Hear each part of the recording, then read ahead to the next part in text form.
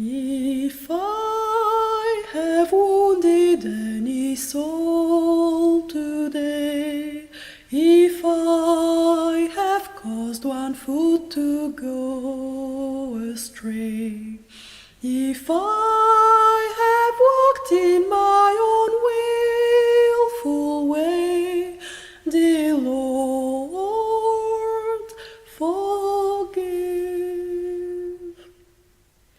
If I have uttered idle words of vain, if I have turned aside from want or pain, lest I myself shall suffer through the strain, dear Lord, forgive.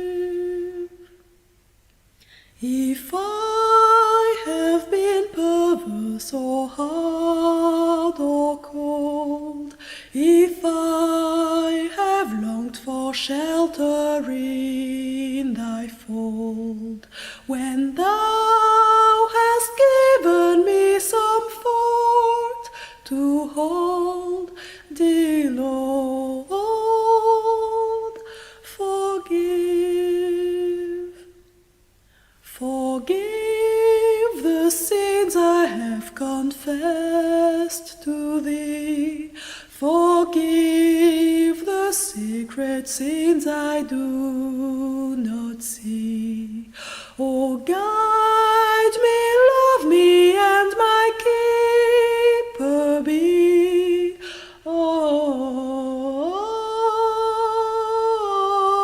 Amen.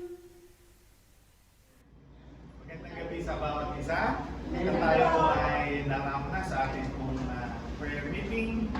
Tayo po muna yung buko at tayo po ay manalangin.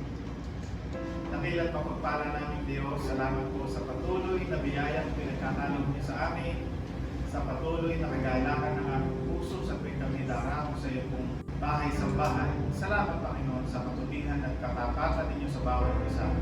At alam namin na meron po kayong natatanging mensaheng paalala sa amin ngayong gabi upang kami po bilang mga anak nyo ay magpatuloy sa aming pong pananampalataya. Salamat po sa pagkakaloob nyo sa bawat isa sa amin ang mga biyaya na aming tinatanggap. Salamat din po Panginoon sa merienda namin ngayong hapon. Salamat po sa mga kamay na naghandog nito. Dalangin po po na higit na pagpapala na aming magkaloob ninyo sa Kanya. Dalangin po rin po ang mga kapatid namin wala pa. Kayo nawa po Panginoon na maghatid sa kanila ng ligtas at payapa upang makapiling at makasama po namin sila sa aming pong pananampalataya. Salamat Panginoon. Nawa sa kahabaan po ng aming gabi, pagsamba sa inyo, pagpalain niyo po ang bawat isa sa amin. So ang aming samang dalangin na may kasamang papulit pasalamat sa pangalan po ng aming Panginoong Hesus Kristo. Amen at Amen. Para po sa ating pag-aaral ng salita ng Diyos ngayong gabi, ay ating bubuksan ang ating mga banal na kasulatan sa aklat po ng Galatia. In the book of Galatians chapter 1, verse 1 to 5. Paul, an apostle, not of men, neither by man, but by Jesus Christ and the God of the Father, who raised him from the dead. And all the brethren which are with me unto the churches of Galatia, grace be to you and peace from God the Father and from our Lord Jesus Christ, who gave himself for our sins, that he might deliver us from this present evil world, according to the will of God and our Father, to whom be glory forever and ever. Amen. Kahit may mga kaupunan, muli po isang magandang gabi sa bawat isa sa atin. Dahil last month po natin sinimulan ito, naisip ko po na i-review yung ating naging introduction in the book of Galatians para maintindihan po natin yung mga patutunguhan ng ating pag-aaral ngayon sa aklat po ng Galatia. The book of Galatians is considered by me one of the greatest reminder ng ating pong Panginoon through Paul sa pwedeng mangyari sa iglesia. And the greatest enemy of the church is within the church itself. Dahil ang mga nagbibigay po ng mga ibang turo at ibang aral is also within the church. Kagaya nga po ng sinabi po ni Apostol Pablo sa aklat ng Gawa in Acts 28, that I have not shunned to tell the whole counsel of God. Hindi ko pinipigilan na ituro sa inyo ang buong katotohanan ng salita ng Diyos. Kung mapapansin ninyo, sa unang 6 o 5 talata na sinulat po niya, ibinigay na po niya yung dahilan kung bakit si Kristo ay namatay sa krus ng Kalbaryo. Sabi nga po dito, who gave Himself for our sins, that He might deliver us from this present evil world, according to the will of God and our Father. Ang dahilan kung bakit po sinulat ni Apostol Pablo ang aklat po ng Galatia ay sa dahilang may mga nagtuturo within the church ng ibang gospel, ng ibang ebanghelyo, na maaaring magdala sa mga mananampalataya sa pagkaligaw. Na ang pagkaligaw nila ay maniwala sila na pwede naman pala nilang gawin o makaligtas sa kasalanan, makarating sa langit sa paggawa ng mga kautusan. So sinabi po ni Apostol Pablo, you are justified not by works, but you are justified by faith. Nang dahil sa ating pananampalataya, kayo pinatawad, kayo pinawalang sala na, kaya bakit pa kayo magbabalik sa kautusan? At ito po ang magiging buod ng ating po magiging pag-aaral in the book of Galatians. Pagkatapos po na magturo, mag-misyon ni Apostol Pablo, kasama po si Barnabas at saka si John Mark, sa lugar pong ito, 18 months nung sila po'y makabalik sa Jerusalem, nakarinig po sila ng sulat o ng balita na iba na ang pinaniniwalaan ng mga taga-Galatia. Na meron na silang ibang pinaniniwalaan dahil pagkatapos po nilang manggaling doon, may mga Judaizers o mga Kristiyano na mga Hudyo na nagpunta rin sa lugar na yun na nagsasabi, hindi naman sapat lang ang biyaya.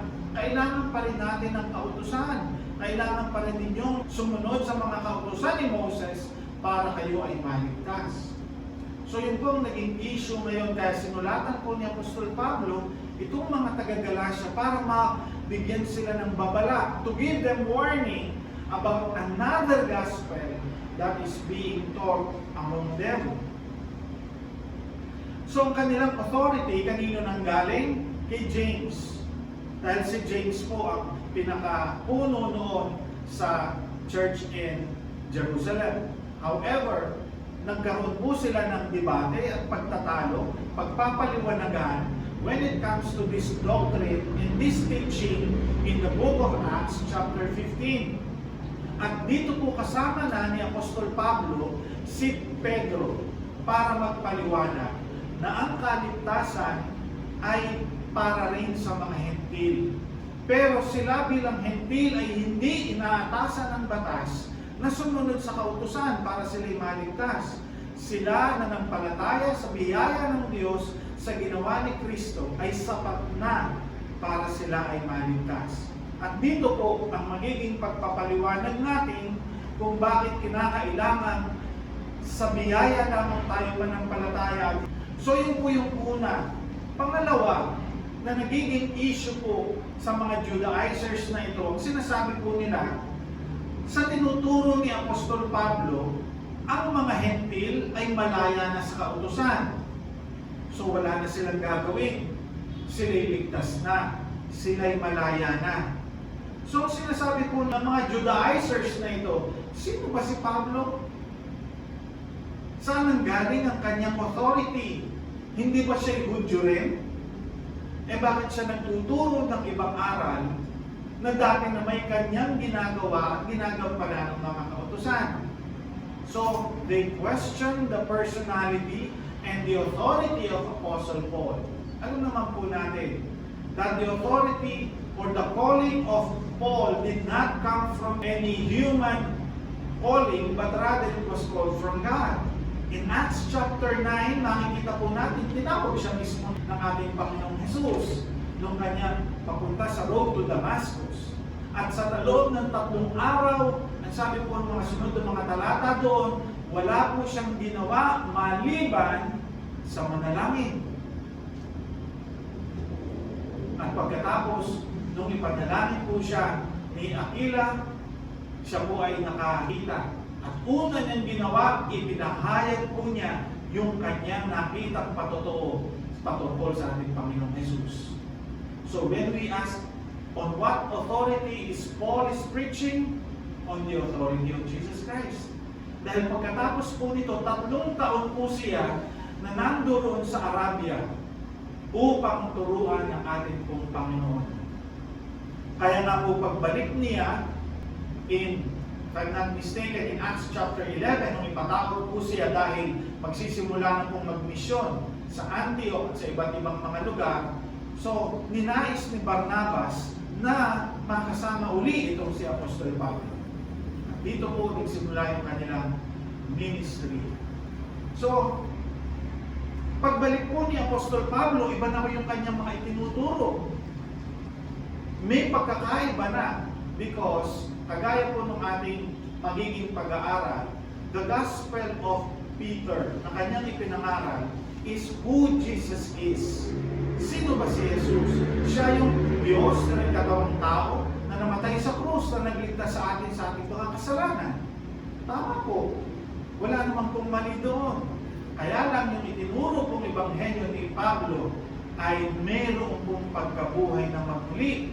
And he was preaching Jesus who He is. Sino ba itong Jesus na ito? Siya yung namatay, ibinilbing, at pagkatapos ay muling nabuhay para iligtas tayo sa ating mga kasalanan.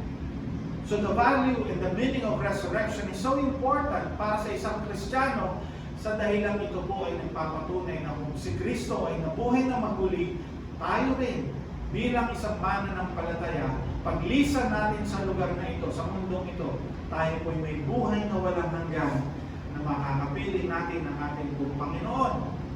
Pangatlo, ang kanilang sinasabi, kung wala ng pagsunod sa kautusan, so therefore, malaya ang gawin ng tao ang kanyang gustong gawin. So nagiging loose ang relihiyon. So para bang pwede mo nang gawin ng lahat na gusto mong gawin, hindi ka naman pala susunod sa kautusan. Lahat ay sa biyaya ng Diyos.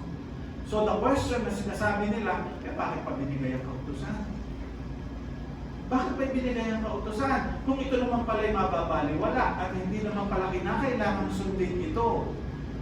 So that topic will be studied in chapter 3 and chapter 4 if I'm not mistaken. Dito po lengthily papaliwanag ni Apostol Pablo. Hindi lamang po puro tayo biyaya. Kung hindi, mas mahirap pa nga po kapag ikay nabubuhay sa biyaya dahil ang pudyok ng banal na Espiritu sa iyo ay huwag kang gumawa ng kasalanan. Hindi ka gagawa ng anumang bagay na ikasasama ng loob ng Diyos sa iyo dahil alam mo ikaw ay niligtas na niya.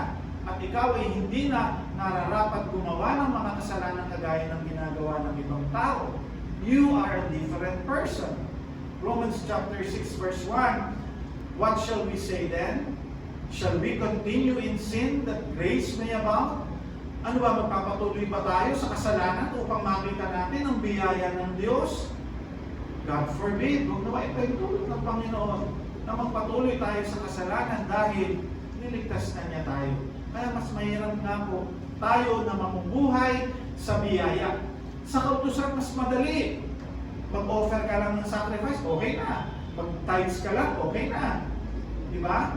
Pero sa ating panahon ngayon, sapat na ba yung nagbigay ka sa Panginoon? Ang tanong diyan, yan ba'y nanggagaling sa kaibuturan ng iyong puso? For God loveth a cheerful giver. Hindi lang 10%. Kumita ako ng 1,000 ngayon, 100 ang aking bibigay. Okay na. Pero ganun na naman ba ang pagmamahal natin sa Panginoon pag nagbigay tayo ng 100? So yun po bang mas mahalaga sa atin? Di po ba? Kung minsan hihigit pa dahil mahal natin ang Panginoon, sino po ba yung nagbigay ng 1,000 sa atin? Siya rin. Tapos tatakalan natin siya na 100 lang. So mas mahirap po sa ating panahon ngayon. The same is true when we live in the period of grace, nagiging maingat tayo sa ating pamumuhay bilang mga mananampalataya. pananampalataya. Eh sa mga salumang tipan, kung nagkasala ka, o mag-offer ka lang ng mga sacrifice, okay na, pinatawid ka na. Ganun lang po ba yun? Kaya nga sabi po ng ating Panginoon, these people honor me with their lips, but their heart is far away from me. Itong mga taong ito, niluluwalhati nila ako sa kanilang mga bibig. May patalangin sila, may pagkanta sila, may pagpupuri sila. Pero ang puso nila ay malayo sa akin. But their heart is far from me. Bakit po? Bakit malayo? Eh kasi by works. Hindi naman talaga sila nagmamahal sa Panginoon, kaya sila sumusunod. So bilang isang mananampalataya, ito yung tatalakayin natin. Now, the foundation of our faith is not just the law, but it is by grace. Sabi po ng Scripture, for by grace are you saved through faith, not of works, lest any man should boast. Ang paggawa kasi ng kautusan ay nagbibigay sa atin ng pagmamalaki. Para sinabi natin, oh, nagagawa ko naman yan, nagbibigay naman ako, wala naman ako nilalabastan ng tao, hindi naman ako masamang taong kagaya ng kapitbahay ko, na chismosa. Diba? May pagmamalaki tayo, nagpupunta ako sa church, may babasa ako ng Bible. So there will be pride on ourselves. Pero, tanungin natin, nalulugod ba ang Diyos sa iyong ginagawa? Sa mga oras at sandali na ikaw ay nag-iisa, ikaw ay talagang tunay na nagmamahal sa ating pong Panginoon? Now, what is our motivation? Ang ating motivation as a Christian is to be morally upright and to be ethically upright. Wala namang magtuturo sa atin na ganyan ang pamumuhay, ganyan. Alam natin yan because the Holy Spirit is with us and in us to tell us ano man mga bagay na dapat at hindi natin dapat ginagawa. Di po ba? Alam natin yan. At kapag nakagawa tayo ng kasalanan, meron tayong nararamdaman sa ating mga sarili na para bang merong mali. Meron akong nagawang hindi matuwid sa harapan ng Diyos. So therefore, the Holy Spirit is speaking to us, na siya'y naglalagay ng kabigatan sa ating mga sarili. Lalo na kapag kami pinagagawa ang Panginoon na, witnessan ko yung klase mo na yun. No, hindi ka mapapakali hanggat hindi mo ginagawa yun because it's the Holy Spirit. And it's at the same time, kapag meron tayong ginagawang pagsamba at hindi tayo nakikinig sa ating Panginoon, nauudyokan tayo ng banal na Espiritu. The Holy Spirit is telling us, sayang yung oras at sayang yung sandali. Naupo ka pa naman dyan, sayang lang at hindi ka nakikinig. Hindi po ba? So those are the moments na ang banal na Espiritu na umusap po sa bawat isa sa atin. Now let's go back to our introduction. Mag-umpisa na po tayo. Now the book of Galatians is authored by Apostle Paul. At wala akong mag-question, magtatanong kung siya ba talaga ang sumulat niya. Kasi po siya mismo, sinabi niya, Paul, an apostle, not of men, neither by man, but by Jesus Christ and God the Father who raised him from the dead. Antimano, pinirmahan na po ni Apostol Pablo yung kanyang aklat, yung kanyang sulat na sinabi, ako ang sumulat nito. At meron tayong mababasa sa Galatians 6:11. Ang sabi po dito, ye see how large a letter I have written unto you with my own hands. So nakita nyo kung gano'ng kalalaki yung mga letra na aking pagsulat sa inyo. So dito po, mabibigyan natin ng suspensya na ang problema po talaga ni Apostle Paul is a matter of the eye. Meron siyang problema sa kanya mata. Probably, siya po ay mayroong arthritis sa mata. Tama po ba? Hindi. Sige po. Kala ko hindi kayo nakikinig eh. Okay, sige po, tuloy natin. So this was the unanimous view of the church that this was written by Apostle Paul to the Galatians. Now, pansinin po ninyo, Paul has a deep and personal relationship with these people. Malalim yung kanyang pagkakilala sa kanila. Dahil ito lamang ang kanyang sulat na mas mabalasik siya. Galit na galit si Apostol Pablo, mas galit pa sa 1 Corinthians. And he was writing this letter in anger. Sabi nga po ng ibang mga komentarista, he was at his angriest. Na galit sa kanyang pagsulat. Kaya nga po may nagsasabi, ay si Apostol Pablo, masakit, mataling magsulat yan. Mas gusto ko si Apollos kasi si Apollos mahusay, mangusap, mapagpaliwanag. Pero si Apostol Pablo, mataling magsalita, nakakasakit ng damdamin. My question, dear brothers and sisters, is this. Pagbibigyan mo ba ng diretsahan ng mga tao na hindi mo minamahal? Siyempre, mahal mo kaya mo sa pagsasabihan. Kahit na masaktan ka na, para maituwid ka lang. Hindi po ba? At hindi po nanginginig si Apostol Pablo na pagsabihan ng mga taong ito sa dahilang nakasama po niya itong mga taong ito. He lived with them, he preached to them, he taught them about the Word. At alam niya ang personalidad ng mga taong ito. Kagaya ko po kuminsan, ako po palabiro ako kuminsan sa pulpit o madalas ko nabibiro si Brother June. Kung hindi ko kilala si Brother June, hindi ko po bibiruin na ganyan. Kung alam ko magdaramdam siya sa akin sasabihin, hindi ko po gagawin yun. Pero alam ko na naiintindihan niya ako and I'm saying that because may concern ako. Hindi dahil lang sa kanya, dahil sa akin lahat. It's because ayoko po maging plastic. Ayoko po maging mapagpaimbabaw sa inyo. I say it as it is. If it is white, it's white. If it's gray, it's gray. Hindi, wala pong middle ground. Kagaya po ng pagsulat ni Apostol Pablo sa aklat na ito. So together with Barnabas, they had an opportunity to preach the word sa province of Galatia. Tandaan po natin, Galatia is a Roman province. Probinsya po ito ng Romano. Para bang Pampanga, ang Pampanga may San Fernando, may Angeles, at sa Galacia, hindi lamang po isang church. Hindi pa ako nagkakamali, mayroon 3 o 4 na church na inikutan si Apostol Pablo na na-establish po niya in this province of Galatia. So these are Greeks. 18 months po siya bago nakauwi. At dito po siya nagmisyon. So mga Judaizers naman po, pagkagaling niya dito, ay pinuntahan sila. Ito nga po ang kanilang mga itinuturo. That those who make a living under the Mosaic law may requirement sa kanilang Christian faith. Bago ka maging tunay na mga Kristiyano, you need to be a proselyte Jew. Kailangan mo munang maging Hudyo bago ka maging tunay na Kristiyano. Ano po ang kanilang sinasabi? Si Kristo ay isang Hudyo. He was born a Jew. Ang kanyang mga apostol ay mga Hudyo. Pagkatapos ngayon kay Apostol Pablo na magtuturo ng mga ganito na hindi ka na kailangan sumunod sa kautusan. So very convincing naman po talaga. Pero iba po yung aral at turo na sinasabi ni Apostol Pablo.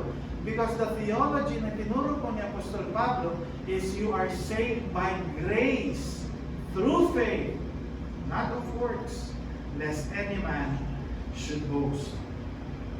Ito pong mga Judaizers na to, ang sabi po sa chapter 1 verse 14 of the book of Galatians, and profited in the Jews' religion.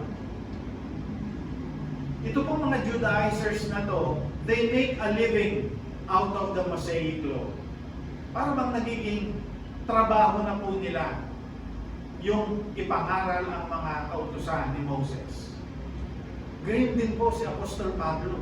He also profited on the Jews' religion nung hindi pa po siya mananampalataya.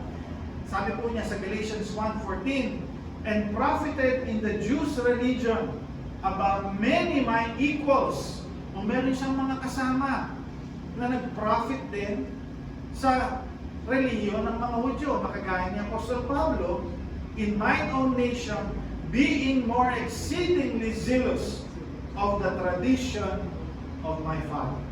So mas masipag po si Apostol Pablo, kaya sabi niya, mas naging profitable sa akin kasi mas masipag naman ako.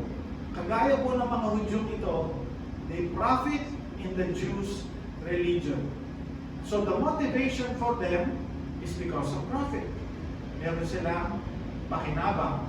Pero si Apostol Pablo, nung siya'y makakilala na sa Panginoon, siya po ay nabuhay sa biyaya ng Diyos. Sabi nga po niya, ako'y nagtrabaho naging tent maker po si Apostol Pablo.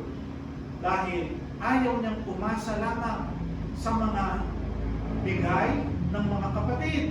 Ang gusto niya, ako'y naglilingkod sa Panginoon. Kung meron akong kakayahan magtrabaho, magtatrabaho ako. Dahil ako naman ay may kakayahan. So dito nakasama po niya si Aquila at si Priscilla.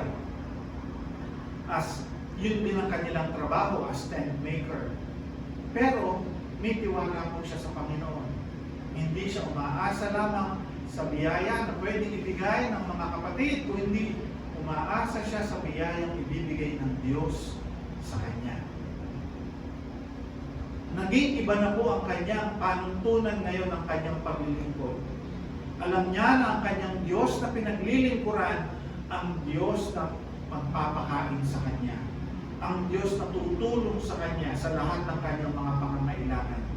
Kaya nga po may mga talata tayong mababasa. Nagpapasalamat si Apostol Pablo sa mga kaloob na ibinibigay ninyo. Salamat sa mga biyaya na inyong binibigay. Pero sabi niya, in whatsoever state I am, sa anumang kalagayan ako naroroon, kontento ako. Kung mayroon, salamat. Kung wala, salamat pa rin. Ang Diyos ang mapupurihan, mabibigyan ng kapurihan. So bilang isang apostol, si Apostol Pablo po ay patuloy na naglingkod sa mga Kristiyano. And especially in this book of Galatians, bibigyan po natin ng pansin yung biyayang tinanggap natin.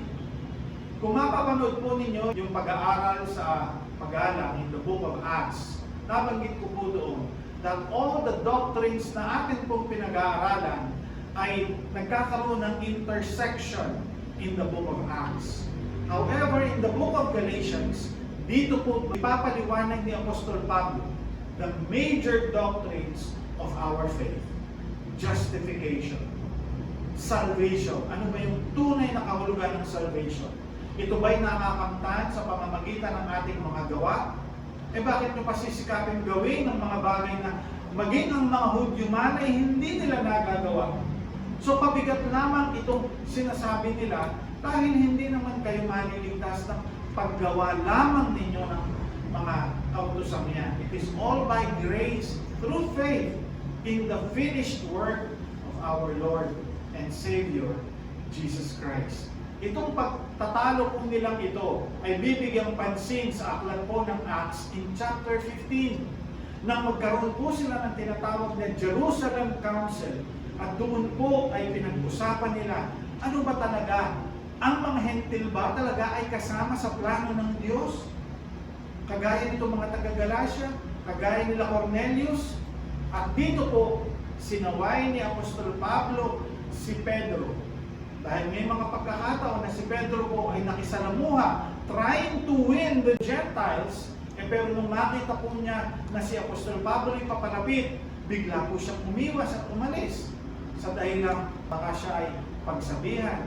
At dito, sinuway po siya ni Apostol Pablo. Sabi niya, ano ba ang pagkakaiba kung may paliwanag natin sa kanilang kaligtasan? And that will be tackled in chapter 15 of the book of Acts during the Jerusalem Council. Mahalaga po na itong dalawang aklat na ito ay ating pagsabayin sa Angeles at sa Magalang para maintindihan po natin yung lalim at tibay ng ating pananampalataya. In Galatians chapter 3, mas mabigat po ang pag-uusap ni Apostol Pablo. In verse 1, O foolish Galatians! Kayong mga mangmang ng mga taga-Galacia. Sa ating panahon ngayon, masakit yung sabihin, alam niyo na. Di po ba? Sasabi po niya, who hath bewitched you? Sinong nanlilang sa inyo? Sinong nandaya sa inyo?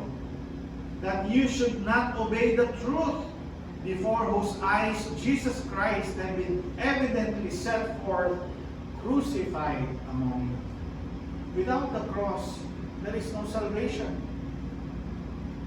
Yung pong sa kautusan are animal sacrifices. But they are dead animals. Di po ba? Nagaya ng pag-aaral natin last Sunday, I beseech you therefore, brethren, by the mercies of God, that ye present your bodies a living sacrifice, holy, acceptable unto God, which is your reasonable service. Bakit living sacrifice? In contrast to the dead sacrifices of the Old Testament. Sa New Testament, ang sinasabi po ni Apostol Pablo, ang ihandog ninyo sa Diyos ay ang buhay na katawan ninyo as an offering, which is your reasonable service, karampatang paglilingkod. Now, tanungin po natin, kung si Kristo po ba nagbigay ng kanyang buhay para ipantubos sa ating mga kasalanan, hindi ba karampatan din na yung buhay natin ay ating ibigay sa ating Panginoon as a sacrifice, bilang pasasalamat sa kanyang ginawa para sa atin? Diba? Kaya nga po ako, nabibless ako sa mga missionaries na talagang iniwan po nila ang kalayapan sa mundong ito upang maglingkod at magmisyon sa iba't ibang mga lugar. Kilala po ninyo yung aking paboritong missionary na si Jim Elliot. Siya po mismo nagsabi sa 1 Timothy na a good soldier entangleth not himself with the things of this world. Ang isang mabuting sundalo, hindi niya isinasangkot ang kanyang sarili sa mga bagay sa mundong ito. Kundi ang kanyang gagawin lamang ay yung mga bagay patungkol sa ating Panginoon Diyos. Now, Paul in his letter to the Galatians is telling us, niligtas na kayo. Huwag na kayong bumalik doon sa luma at dating pananampalataya na dead works. Yun ay mga patay na gawa. Kayo ay nabuhay ng dahil sa inyong pananampalataya kay Kristo. May pag-asa na kayo ng buhay na walang hanggan. Bakit pa kayo babalik sa dati? Anong magiging pakinabang ninyo kung kayo babalik sa dati? Sinong nakalin lang sa inyo? Who has bewitched you? Yan po ang sabi ni Apostol Pablo. Kung sa ating panahon ngayon sabihin yan, may masakit. Masakit yung salita niyo. Naiwan ninyo yung unang itinuro sa inyo at aakapin ninyo yung bagong turo na sasabihin nila, yung mga dating, mga dating doctrine, old school yun. Old school ba yun? Ibig sabihin, ito old school din. Yung Biblia natin. Eh bakit dito tayo nakakatanggap ng pagpapala mula sa Diyos? And that is the another gospel na tinuturo po ni Apostol Pablo. Kahit sabi ni Apostol Pablo, kahit anghel man ang magturo sa inyo at magsabi sa inyo ng ibang ebanghelyo, huwag niyong paniniwalaan. Maliban sa itinuro po ng mga apostol, maliban sa itinuro po ni Apostol Pablo at ni Barnabas, na ang kaligtasan ay doon sa ginawa lamang ng ating Panginoong Hesus Kristo, hindi sa ating gawa. Sasabihin ng iba, gano'n na lamang ba yun? Basta sasampalataya lang ako, ligtas na ako? Opo. Eh ano pa ba ang pwede natin idagdag sa kaligtasan natin? Meron pa ba tayo maidadagdag sa ginawa ni Kristo sa krus ng Kalbaryo? Meron pa ba? Siguro ibigay natin yung sarili na magkapako tayo sa krus. Wala naman po siguro gagawa, no? Diba? But we all live by faith. By grace, through faith. Na ang lahat ng ating ginagawa, ng ating buhay sa araw-araw ay dahil biyaya lamang ng Diyos. Kaya buhay pa tayo, biyaya ng Diyos. Kaya may trabaho ka pa, biyaya ng Diyos. Kaya hindi ka nagkasakit ng lubusan, biyaya ng Diyos. Bakit meron tayong magpag-aaral, biyaya ng Diyos? Lahat ng meron tayo galing sa Diyos, biyaya po niya yan. Ano isusukli natin? Anong ibibigay natin? Ito nga lang ang prayer meeting kung minsan nakapaglilipan pa tayo. Pero napakasarap po na tayo po'y dumako sa gawain dito dahil dito po natin sasabihin sa Panginoon ang ating mga kahilingan at pagkatapos dito tayo nakakasumpong ng kapayapaan pagkatapos natin idulog sa Diyos ang ating mga kahilingan at pasasalamat. Amen. Huwag po ninyong kalilimutan that in our prayer, mas marami po yung pasasalamat. Mas marami kaysa sa mga kahilingan. Pustahan tayo. Excuse the word. Pustahan. Ginamit ko lang po. Pero mas marami dapat ang pasasalamat. Pag-ising nyo pa lang, malinaw ang kaisipan, malinaw ang mata, may panlasa ang inyong pag kumakain kayo. Sarap ng kape. Hindi na po yun. Diba? Eh yung kahilingan natin, marami na, 10. Pero sa buong maghapon, napakarami natin dapat ay magpasalamat. Di ba ba? Kaya huwag natin kalilimutan. Mas marami po ang pasasalamat kaysa sa mga kahilingan. Kasi po, marami ayaw na mag-attend ng prayer meeting. Marami na po hihilingin sa Panginoon eh. Okay na po kayo doon? Okay, baka bawiin natin sa buhay natin. Sabihin natin, Lord, dagdagan mo pa ang buhay ko. Dagdagan mo pa ang aming kalakasan. Bigyan mo pa ako ng kasipagan sa gawain ng Panginoon. Hindi ko ba masarap at ngunit magpasalamat sa Panginoon pag gano'n? Kaysa na, puro na lamang hingi. Kasi po kaya hindi na tayo nakapananalangin sa pagsubiyaya ng Diyos. Nagkukulang po ba ang Diyos? Hindi, kaya minsan hindi na tayo humihingi. Dahil sa matagbiyaya ng Diyos. Pero yung pagpapasalamat, yung marinig natin may mga kahiling ang panalangin yung mga kapatid natin, hindi meron tayo mga prayer points na pwede itulog sa Diyos. Samahan natin sila sa panalangin. Amen. Kanina po pagkakyat, sabi ni Sister Faye, tumitingin siya doon sa likod. Nahanap niya si Joy. Hindi pa po natin siya na-encourage, umuwi na sa langit. Di po ba? Pero huwag ka kang mag-alala, magpaparamdam ka ako sa iyo. Salamat po sa Panginoon. Tayo ay manalangin. Nakilat mapagpala namin Diyos. Salamat po sa iyong pagbabihan, sa iyong katapatan sa bawat isa sa amin. And as we go through the book of Galatians, sa namin Panginoon, amin nasasalamin din naman ang aming mga sarili. Na kung minsan dahil sa mga maraming mga pagsubok at problema, kami po'y pinanghihinaan ng aming pananampalataya.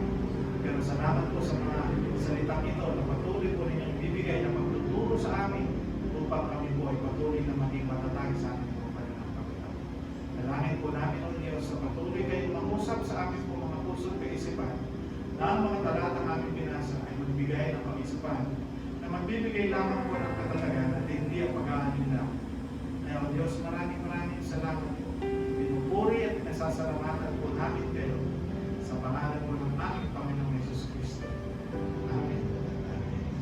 Salamat po sa Panginoon. So patuloy po natin panalangin. Nakita si Sister Bridgie, yung kanyang prayer request, patuloy po natin isama sa panalangin. At per family, panalangin po natin Quito family, Galieto family, Salenga family, at Muñoz family, Lorete. Mercado, Domingo family. Sa Sunday na po yan, Domingo. Okay, pag-pray po natin si mga estudyante. Nag-aaral si Sister Blessy. Wala po dahil si school pa po.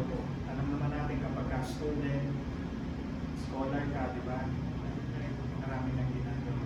Anyway, salamat sa Panginoon. Patuloy po natin pag-pray ang ating pong preacher on Sunday, si Brother Waldo. Nawa po ay pagkalooban niya ng wisdom ng Panginoon para sa mensahe na ibigay po niya. Eh, pag-pray din po ninyo ako dahil bukas, hindi ako na sanang pa-check up kaya lang nagagalit na yung anak ko. Inihanap niya ako ng doktor, ayoko na. Sabi niya, huwag ka matigas ang pulo.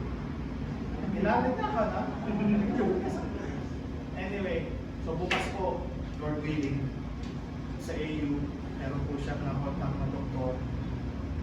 Second opinion, bakit hindi po ako lumalakas. Ganun at ganun pa rin. Parang, mag-pray nyo rin po ako. Maging ang aking buong patuloy. Okay, let us pray. Salamat po, Panginoon, sa iyong kabutihan, katapatan sa amin. Salamat sa kapayapaan ng aming puso na nakalapit kami sa iyong pinakamataas na trono.